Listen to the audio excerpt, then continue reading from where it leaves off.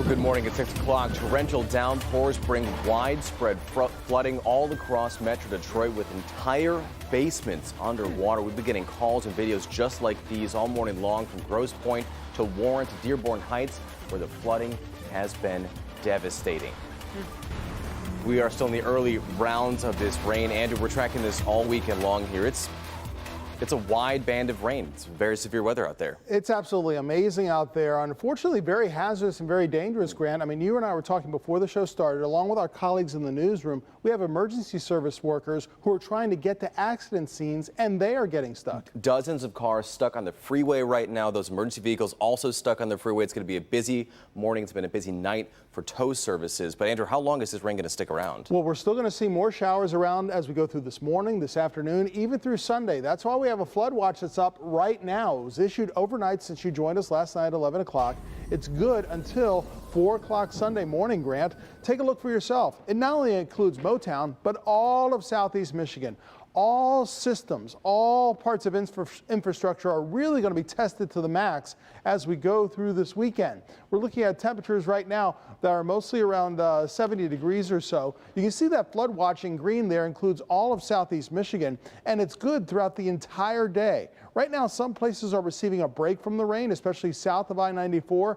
Thank goodness. And make sure you take advantage of that break if you can. Check on your basement, maybe even move articles from the basement to upper floors or to higher shelves. But we still have some light to moderate showers that are occurring throughout parts of Southeast Michigan, especially to our north. Places like Beck, also Crosswell and Sanilac County. North of Port Huron, you're also getting some shower activity. Same thing along areas like in Lapeer County. And you can see much more moisture down to our south and west is still on the way. We're looking at temperatures that will only be in the 70s for today with all the cloud cover, but we just simply have a conveyor belt of moisture that continues to travel through the area. So here's the motto to follow as we go through the entire day. This is especially if you have plans or if you still want to venture out and continue driving, which is really not recommended for today because there is a lot of flooding, at least for this morning. But turn around, don't drown. That means if you come across any high standing water, whether it's on a small street, a big street, or even the highway, or even an off-ramp, stop and try to find an alternate route. Pack your patience because there will be slowdowns even this weekend with lighter traffic if there is any flooding or flooding that continues to persist.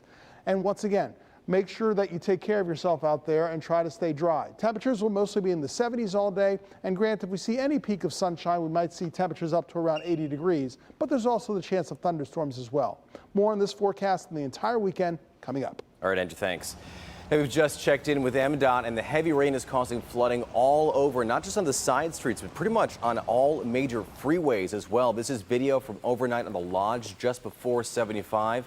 Like you just heard Andrew say, we'll be saying all morning long, do not drive through this water, turn around, don't drown, because there are cars stranded all over right now, and drivers will probably be stuck for a few hours at the very least.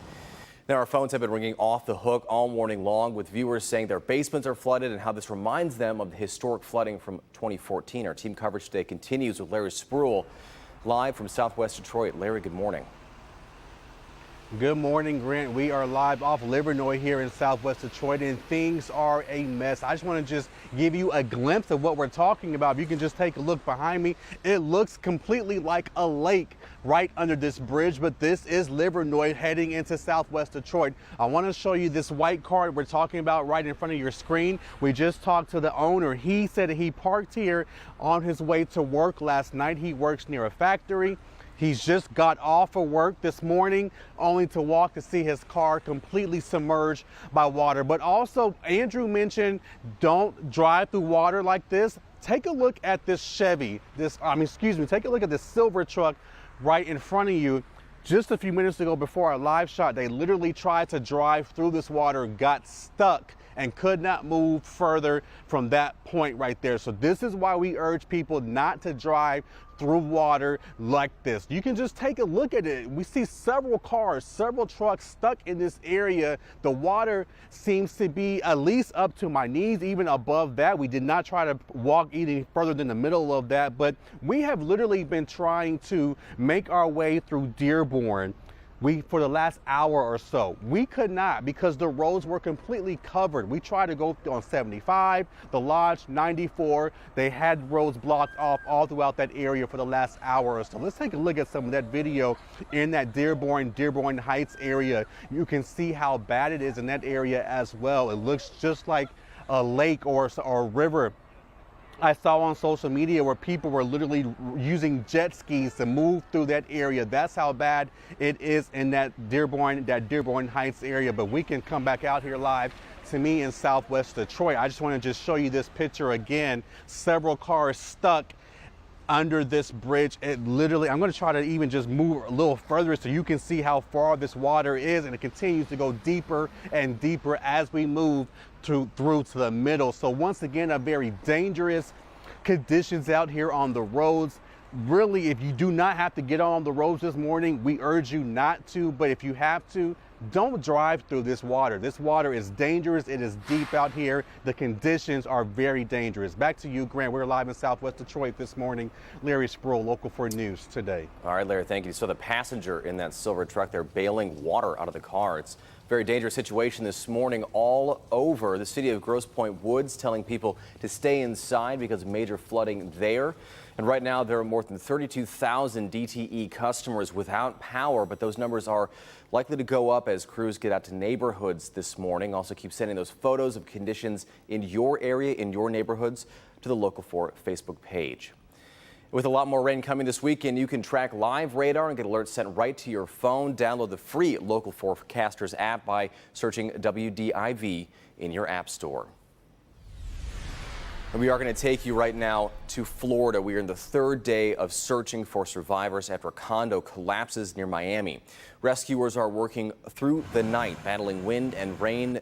The moving steel and concrete are a risk to rescue crews, and fires have started in the debris. Rescuers also have to be careful of pockets where people could be trapped. So far, 4 people have been confirmed dead and 159 remain unaccounted for. We have hope because that's what our search and rescue team tells us, that they have hope. They see opportunities, they see fissures that they could go in, they see places that they could break through. And as long as they can do that, and as long as they have encouraging signs like the knocking sound that they've heard, then we will continue.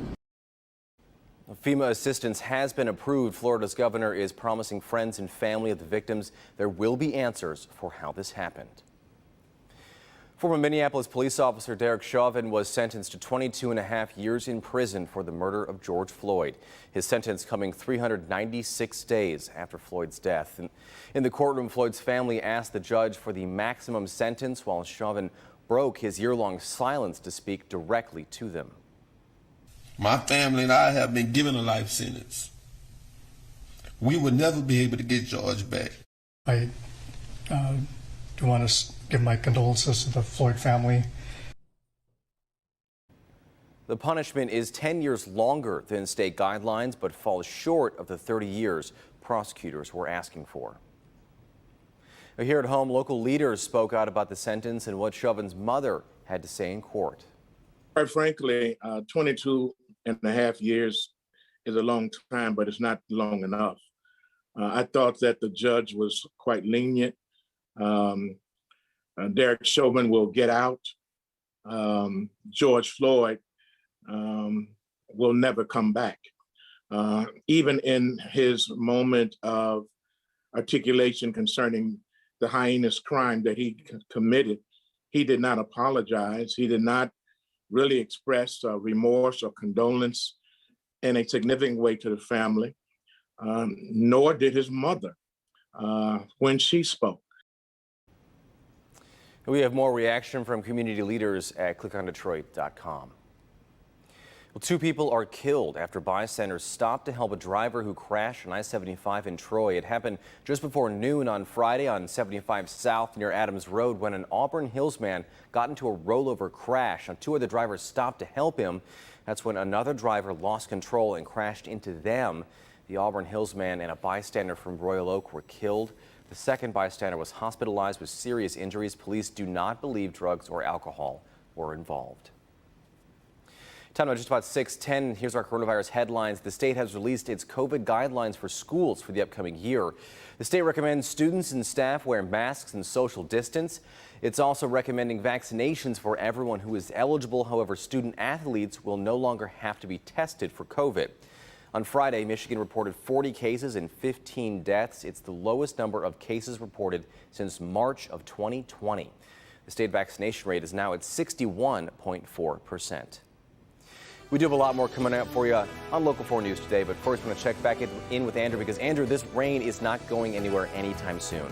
That's right, Grant. That's why we have a flood watch, not just for Detroit, but for all of southeast Michigan, where flooding is possible. We're already seeing flooding out there right now, so be extremely cautious on area roadways. We'll talk more about Storm Tracker 4, when this rain is going to let up, if it does, for this weekend, and of course your 7-day forecast in minutes. More people heading back to the office means more of us are hitting the road. Add to that never-ending construction projects and you have a recipe for running late. That's why Monday morning at 6:30, Kim DeJulia was helping you steer clear of the summer road work, including one big-time overhaul that you might not know about. We're going to be working on over the next 4 summers. I'll show you how to get around the biggest backups and cut around this summer's major construction projects. Monday on Local 4 News Today.